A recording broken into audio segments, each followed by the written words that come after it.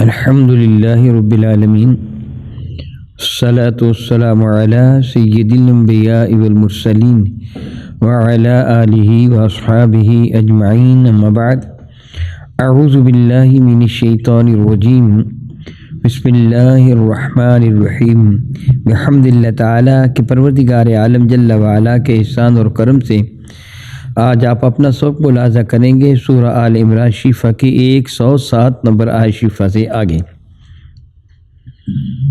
ملاحظہ کیجئے گا۔ اعوذ باللہ من الشیطان الرجیم بسم اللہ الرحمن الرحیم تلک آیات اللہ نتلوها علیک بالحق وما اللہ یرید ظلما للعالمین۔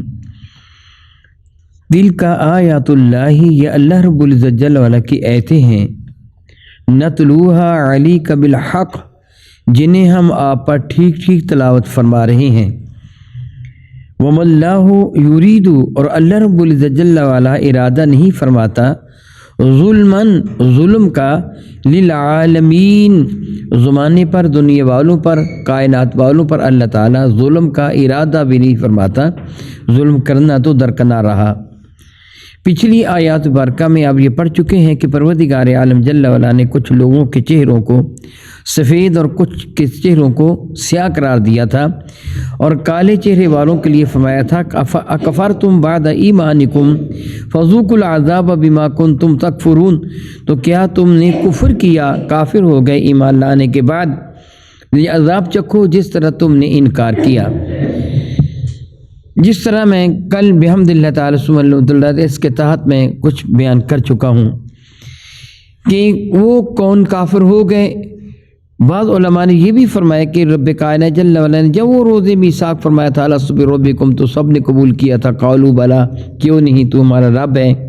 بعض نے کہا یہاں منافقین مراد ہیں، بعض نے کہا یہاں مرتدین مراد ہیں، بعض نے کہا یہاں وہ یہود و نصارہ مراد ہیں جو پہلے ایمان لائے اللہ تعالیٰ پر، اللہ تعالیٰ کے رسولوں پر، اور پھر ضد، عناد اور حسد کی وجہ سے میرے نبی کا انکار کر دیا، اور اپنی جہالت و بے وقوفی اور دنیا داری کی وجہ سے اپنی کتابوں میں بھی تغیر و تبدل کر دیا۔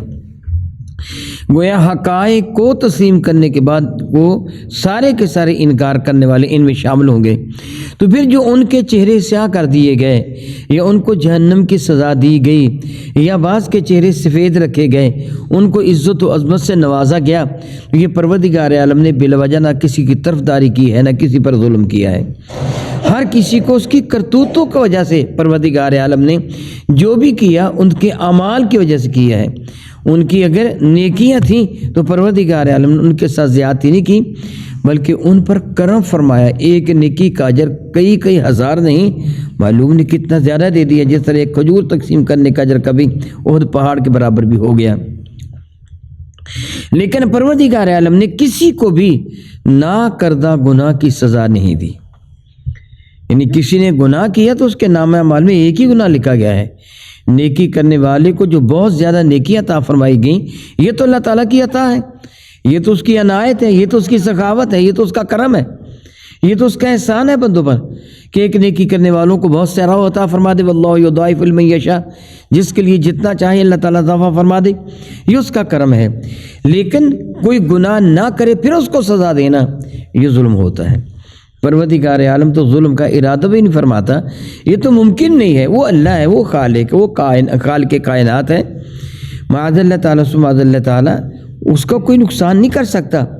علاوہ ازیں پوری کائنات کا وہ مالک ہے، جس طرح اگلی آیت ورقہ میں بھی آ رہا ہے کہ وَلِلَّهِ مَا فِي السَّمَاوَاتِ وَمَا فِي الْأَرْضِ، جو بھی زمین میں ہے، جو بھی آسمان میں ہے، سب کچھ اللہ تعالیٰ کا ہے۔ مثال دیتا ہوں، یہ قلم میرا ہے، میں اپنے قلم کو توڑ لوں، کسی کو بھی حق نہیں پہنچتا کہ وہ مجھ پہ اعتراض کرے تو نے اپنے قلم کو کیوں توڑا۔ ہاں، اگر یہ قلم آپ کا ہوتا میں توڑ دیتا، پھر میں زیادتی کرتا۔ اگر میں یہ آپ سے چھین کر قلم توڑ دیتا، پھر میرا یہ عمل ظلم ہوتا کہ میں نے زیادتی کی چیز کسی کی ہے، تصرف میں نے کر دیا۔ کائنات کا مالک تو میرا اللہ ہے، اس کی جانب تو ظلم کی نسبت کی ہی نہیں جا سکتی۔ یہ نہیں معاذ اللہ تعالیٰ سبحانہ اللہ تعالیٰ جس کو چاہے بلا وجہ اس کو سزا دے دے گا، نہیں، ممکن بھی نہیں ہے، یہ تو تصور بھی کفر ہے۔ ہاں البتہ اللہ رب العزت جل وعلا جس کے گناہوں کو چاہے معاف فرما دے، جس کے گناہوں کی چاہے ان کو سزا دے دے، یہ پروردگار عالم جل وعلا کی مرضی ہے۔ معاف کرنا اس کی عطا ہے اور اس کو سزا دینا یہ وہ جزا ہے، یہ جو اس کے فعل تھا یہ اس کے فعل کی جزا ہے۔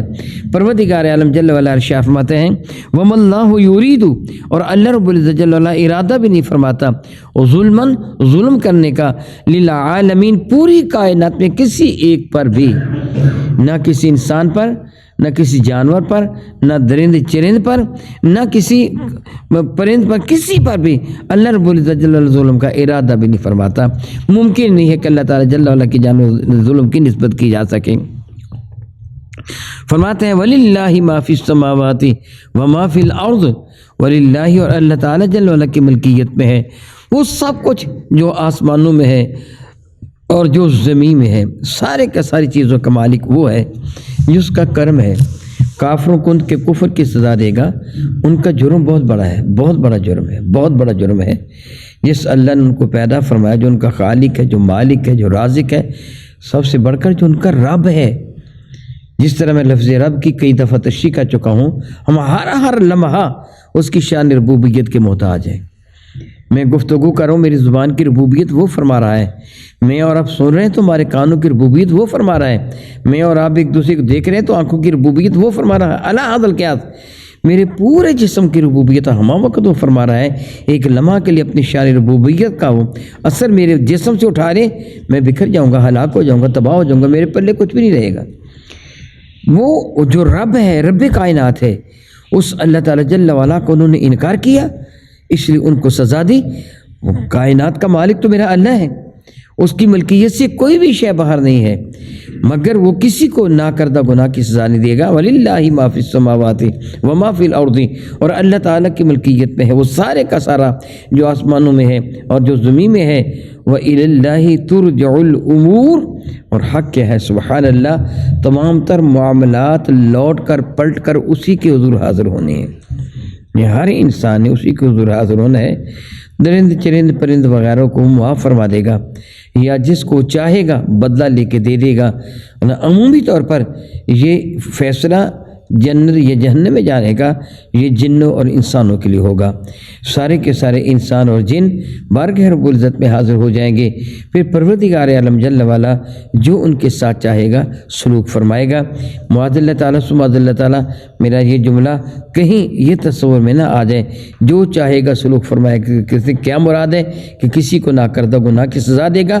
ہرگز نہیں، مراد یہ ہے کہ جس کو چاہے گا معاف فرما دے گا، جس کو چاہے گا اس کے گناہوں کی اس کو سزا دے دے گا۔ لیکن اس نے ایک اعلان قرآن کریم میں بار بار فرمایا کہ اللہ تعالیٰ کا ارشاد گرامی قدر کہ میں مشرک کو معاف نہیں کروں گا۔ مشرک کے سوا کسی کو بھی وہ چاہے گا، کافر و مشرک کے سوا کسی بھی گناہ گار کو چاہے گا تو اس کے سارے گناہوں کو معاف فرما دے گا، لیکن کافر و مشرک کو میرا اللہ معاف نہیں فرمائے گا۔ او کما قال اللہ تبارک و تعالی، واللہ تعالی اعلم باسرار کتابہ۔